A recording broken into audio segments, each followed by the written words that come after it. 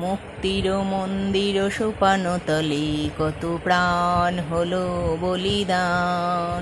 লেখা আছে অশ্রুজলে কত বিপ্লবী বন্ধুর রক্তে রাঙা, বন্দিশালার ওই শিকল ভাঙা। কত বিপ্লবী বন্ধুর রক্তে রাঙা, বন্দিশালার ওই শিকল ভাঙা। তারা কি ফিরিবে আজ, তারা কি ফিরিবে আজ সুপ্রভাতে?